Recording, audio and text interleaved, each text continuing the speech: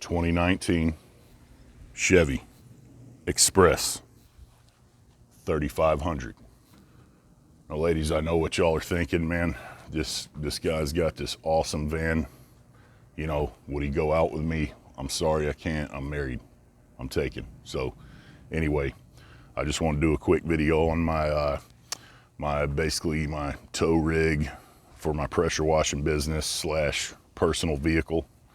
So here it is. 2019 Chevy Express 3500. Had bought it used. It had 32,000 miles on it when I got it. 1-ton suspension. It's freaking awesome. Pulls my pressure washing trailer, no problems at all. It's got the 6-liter V8 in it. It's got plenty of power. It actually gets half decent gas mileage. It gets about 4 to 5 more miles per gallon than my previous truck, which was a 2015 Nissan Frontier. It was a V6 crew cab, 2-wheel drive desert runner package. Gets about 4 to 6 miles per gallon better when I'm pulling my trailer than my Nissan got. So I thought that was pretty nice. I guess it's just got a lot more power on tap, a lot more torque, stuff like that. But anyway, I'm just gonna kind of go over it here. I went ahead and added, as soon as I bought it, I added a tow package and a brake controller with a 7-pin and a 4-pin plug for my electric trailer brakes, lights and all that. And I'm gonna go ahead and get started here. Go over some of the basic things about it. I love how much cargo room I have in this thing. This is the passenger version, not the cargo version. The passenger version basically is going to come with like rear AC and windows instead of steel panels, and it's going to have carpet, you know, for obvious reasons. But I wanted the passenger version because this is also my personal vehicle and I still needed a back seat for my kids.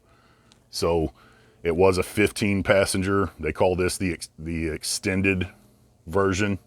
You can get them in 12 or 15 passenger. This one's a 15. So I left that seat in there. That way I would have a cargo area back here and a cargo area up in front of that seat. So I'm able to, I put my surface cleaners in here. I've got these two 27-gallon tubs back here, or totes, or whatever you call them. I keep my chemicals and, you know, degreasers, soaps, whatever in that. There's another one up there, has some more stuff in it. I kind of use those seat belts as, you know, little hangers for my window squeegees and brooms and whatever. I've just got miscellaneous equipment back here. I went to Home Depot because I was tired of getting the carpet wet and it was starting to stink and it was getting really dirty. So I found this flooring material at Home Depot, and I forget what they called it, but it was on sale. I got a 5.5 foot by 10 foot piece of it for like 27 bucks. It was on sale for 50% off. So I thought that was a pretty good deal. I went ahead and bought it. So I got that laid down in here, and it does a really good job catching all the dirt and stuff. It's a lot easier to clean out. Not that I ever clean it anyway, but if I wanted to, it'd be easier. One thing that's really cool, usually when I'm working, I'm pulling my trailer, so I can't stand right here in the middle because the tongue of the trailer's right here.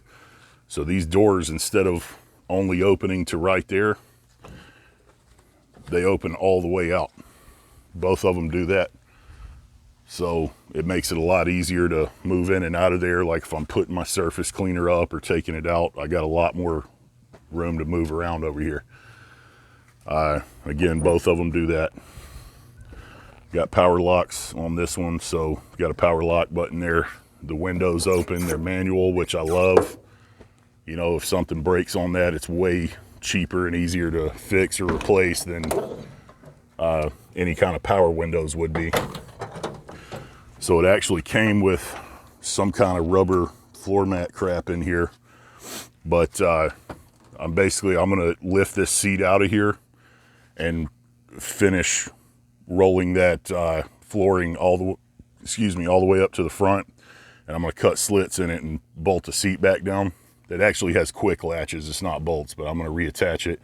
And that way all this will be covered too. But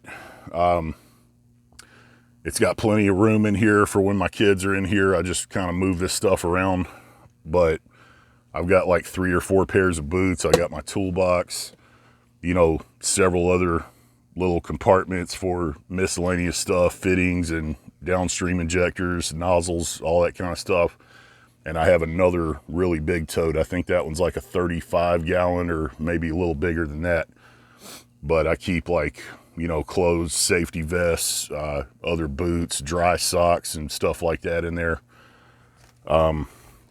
These doors actually open pretty wide. They don't go flat like to the side of the van over there, but they open plenty wide enough. This window also vents right here. And guys, let me tell you, when you're driving a vehicle this long, I measured this thing, I think it's like 22 feet. It is really nice to be able to see out of these windows. I've ridden in cargo vans where if you can't see it in your mirror, you're not gonna see it. So anyway, this is something that I did notice about them. I looked at a few of them and every one of them was missing one or two of these AC vents, and it was missing 1 or 2 of those cup holders. Okay, that one has it, but for some reason, I don't know. Maybe they just come out easy, I have no idea. But this is the 15 passenger version, so I took 4 of the seats out. 1, 2, 3, 4. Yeah, 4 of the seats out. And now I got plenty of room for all my cargo, my tools and whatnot. So the seats are adjustable. They're not power seats, they're manual. But again, I like to keep it simple. It's got that durable, kind of rough, tough cloth on it. Probably fairly stain resistant. I try to keep them somewhat clean. It's got a lot more leg room in the front than some of the cargo vans and, you know, big full-size vans like this that I've worked in. One thing I thought was kind of weird, it does not have a glove box up here. This is just like a little pad thing, grab handle or something. It does have a glove box right here. It's kind of hard to open it while I'm holding my camera, but that's pretty good size. It's got 3 cup holders, and I've got all kinds of crap in here right now. It does have the, 120 volt AC outlet right there. Never used it, but I'm assuming it works. It has 2 12 volt outlets. There's one there and one here. Plenty of AC vents. The AC works really good. It's got these little storage pockets here. I keep a bunch of stuff in there usually when I'm on the road. It didn't have like a center console thing, which I liked to have the room in there. It was pretty nice, but these little armrests right here for a normal sized person would probably be fine. Not for me. I'm really big and fat, so I wanted something a little more comfortable. So I bought these things for like $8 or $10 a piece. Problem solved. I don't even store anything in them right now. I strictly use them as an armrest, and they fit perfectly. And let me see if I can see what size. Yeah, those are 17 gallon tough totes from Home Depot, and they fit right in there. So that's why I bought those. They do have these big storage pockets right here in the doors. Power mirrors, power locks up here.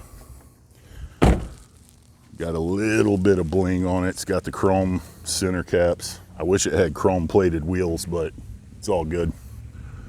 I added these vent shades right here because in Texas it gets really hot, and I like to be able to crack the windows and not worry about rain and stuff like that. Got a little bit of chrome plated plastic on the front bumper, and then it's got the chrome plated steel front bumper right there. And same thing over here with the vent shade. Same deal, big storage pockets, power locks. That's power window or power mirror adjuster right there. See, right now I'm at 36,500 miles. It's got a little storage pocket up there too underneath my killer sunshade here. It's got mirrors in the vents right there. It's got the rear AC controls up there on the roof. There's the lights. So it's got plenty enough leg room for me. You know what? Let's go ahead and start her up. See what this big six sounds like. Hopefully y'all can hear that. It's got a nice little rumble to it. So I'm gonna flip through the things here. It'll tell you your average fuel economy, the fuel used, timer, average speed, tack, and then the actual miles that's on the vehicle. You got trip A, trip B, fuel range, which is, you know, how far you can go until it runs out of fuel. And real easy to reset. It's got the thing where you can, 91% oil life remaining, English, you know, PSI on the front and rear tires, that sort of thing. Engine hours is pretty cool. So, got some decent little features in it. It's got a decent sounding radio. That's $69. It does have the auxiliary input jack. It's got the towing button here, puts it in towing mode. Manual shift transmission if you want to do that. Yeah, it's got this lane departure thing where it like sends you a warning if you're getting a little squirrely out on the road. Turn the airbag off, traction control, on start, whatever the hell that does, I'm not really sure.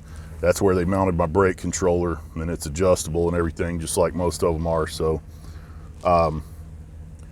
that is pretty much it. So again, I've been pretty happy with this thing.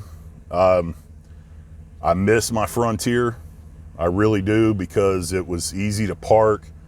It accelerated a lot faster than this thing does.